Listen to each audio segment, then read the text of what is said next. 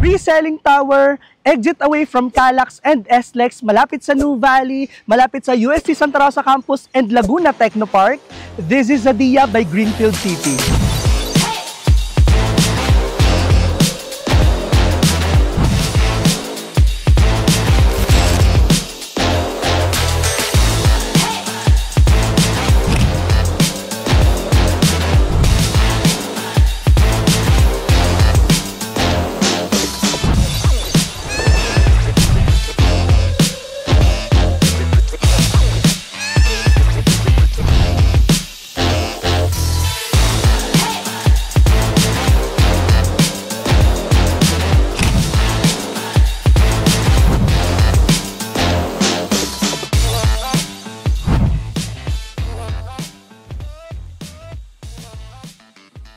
I know we've featured these projects many times on our YouTube channel, but I believe in the future of real estate in Metro Santa Rosa, Laguna, and Zadia is one of my favorite projects. As I mentioned earlier, this one is very near to University Belt of the South, kagaya ng UST Santa Rosa Campus, De La Salle Laguna Campus, Miriam College, and the future university is located in Eton City.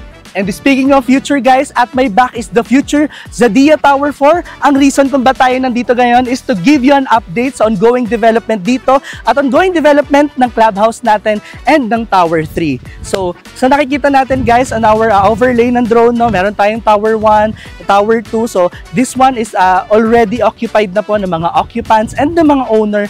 And yung Tower 3 natin na before is ongoing construction. Ngayon guys is finishing na lang din po yung labas ng Tower 3. And makikita natin guys na yung clubhouse natin before, yung may green barricade, hindi pa kita yung pinaka bubong. Ngayon guys, may bubong na at inaayos na yung swimming pool.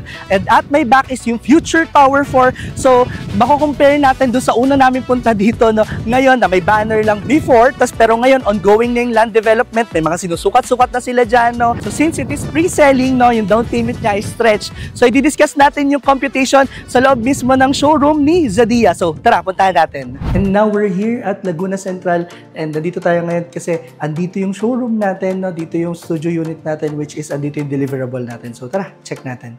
So as we enter, on my past video, last month is ginagawa pa lang tong tiles ito kaya hindi natin siya napasok. But this time, nakalagay na po yung tiles and naka-display dito kung ano talaga yung Tower 4 na tiles. Kasi on the previous towers po, iba yung tiles na ginamit sa kanila. But this one, since ito yung actual na turnover, pinalitan din nila tong tiles na to. So as we enter sa salubong sa atin is yung kitchen countertop, which is ito na yung deliverable unit. Ibig sabihin kasama na po itong kitchen countertop kapag di-deliver sa atin yung unit once we invest in Zadia. So dito sa side na to is nagkaroon tayo ng space for the refrigerator. Dito natin siya ilalagay. Mamaya makikita natin sa showroom. But this one is to give you an idea kung paano nyo mo maximize yung turnover or deliverable unit sa inyo since kayo po yung magpa-personalize nito. Kasi as we can see, wala naman siyang partition and everything. So kayo po talaga yung maglalagay. So dito naman sa side na to is nandito yung toilet and bath natin, which is ito yung pinaka gusto ko sa Zadia kasi sobrang spacious yung toilet and bath natin. Pwede tayo makapaglagay ng washing machine dito, shower curtain dito sa area na to, then dito yung pinaka lavatory natin. So sobrang spacious niya. Ito yung pinaka favorite ko sa Zadia Tapos dito sa side na to is kita naman natin na wala talaga siyang partition. So in anything na ilalagay nyo, it can be a bunk bed kung gusto nyo for rental business siya or for personal use. Magkaroon lang kayo ng bed dito and cabinet. So sobrang spacious na. At the same time, you can put your own office dito sa side na to. And as you can see, meron tong display na aircon which is hindi to kasama upon turnover pero may nakalagay na po na butas or abang po dun sa aircon in every unit na i-invest natin here in Zadia. And also, yung pinakagusto ko dito sa Zadia, lahat ng units na offerings namin is merong balcony. So yung balcony na to guys is it's between facing. So we have an option dito sa mga units natin. If you're going to choose Paseo Greenfield view, we have that. And meron din tayong New Valley Tagaytay view. So ang in-offer natin dito guys sa Tower 4 is ang our pre-selling tower.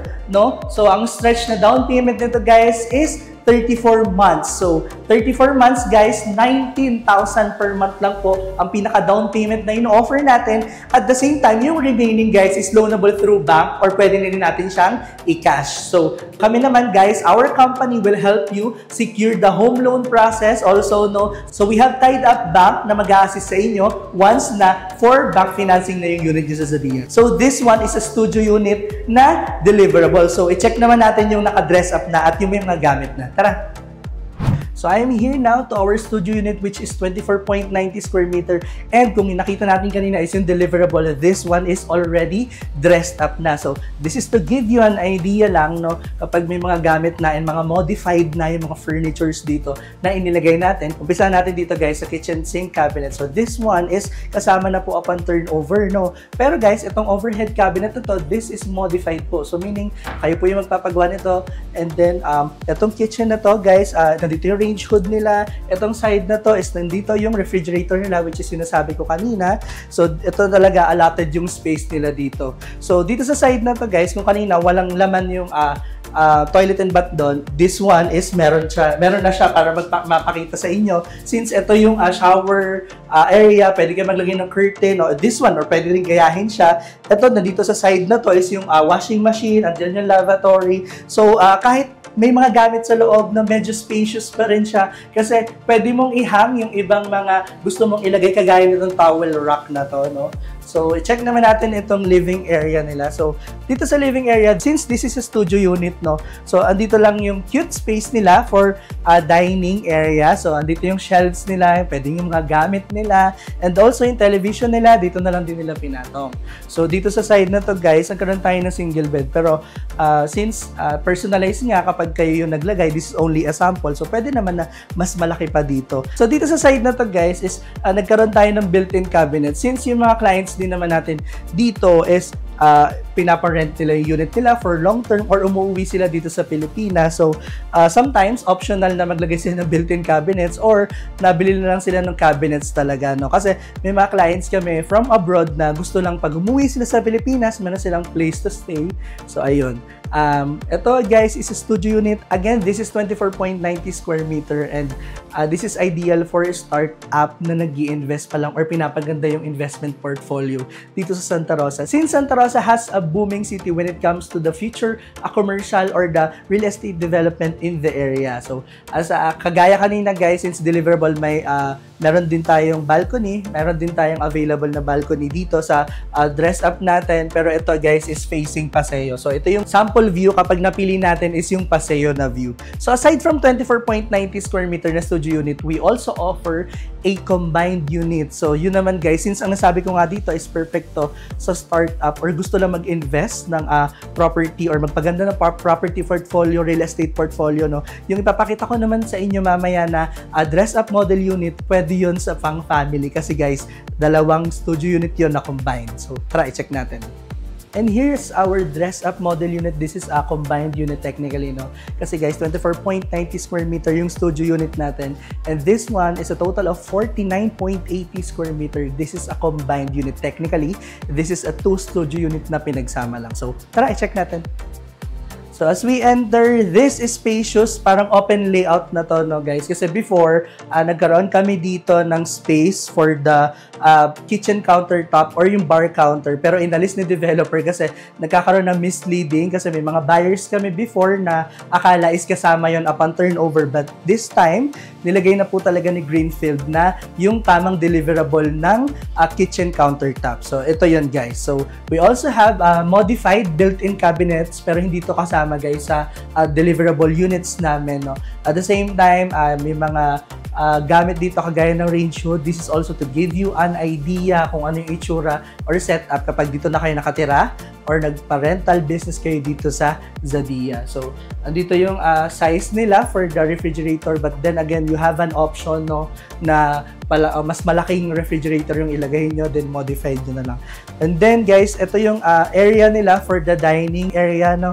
So, nakikita natin na hindi siya sobrang laki since itong dalawang studio unit na to is nasakop lang niya is yung for the living area na lang. Kaya nagkaroon tayo dito ng mini hallway. Mamaya i-check natin siya. So this one, since this is a 2-studio unit, nagkaroon din tayo dito ng 2 balcony. So mamaya mapapakita ko yung nasa bedroom, and this one is yung nasa living area, no. So hindi naman porket lagi tayo nakatira sa condo, no, lagi nakasara yung sa condo natin, yung balcony natin, no. There may be times na gusto rin natin na ma-exhaust from the air na nanggagaling sa loob ng aircon. So at the same time, pwede natin gamitin yung hangin na nilalabas, since ito naman guys is malapit sa Tagaytay. So medyo maganda yung klima dito sa Santa Rosa, specifically sa kinakatayuan ni Zadia, since medyo mataas na po yun. So tara i-check natin naman yung hallway na to. So dito sa hallway na to guys, nagkaroon tayo dito na mini hallway going to our spacious na bathroom. So napakalaki ng bathroom na to, ng combined unit na to.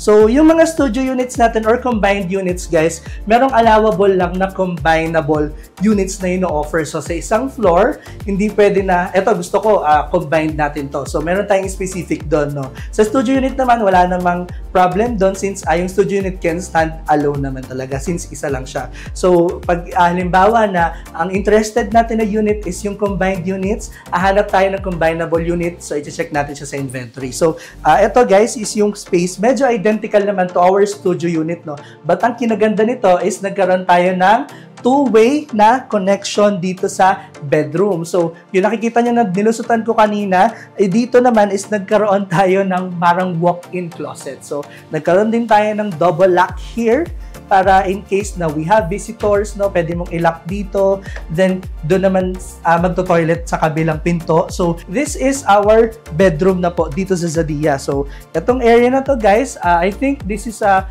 queen size bed, no, or double bed, and papansin nyo, this is maximized kasi nagkaroon pa ng office space, nagkaroon pa ng shelves dito. Pero I think kapag na-turn over sa inyo tong unit, pwede nyo siyang pa-designan ng more storages kung medyo marami kayong gamit na ilalagay, no. So kagaya na nabanggit ko kanina, dun sa living area nagkaroon ng another balcony. This one is nagkaroon din tayo ng balcony.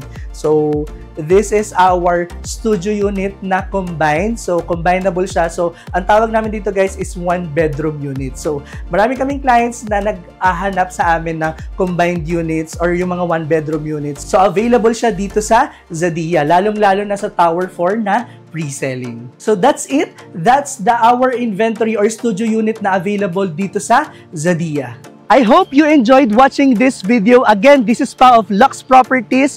And if you want real estate update like this, no, dito sa Metro Santa Rosa, Laguna, please don't forget to like and subscribe this YouTube channel. Thank you!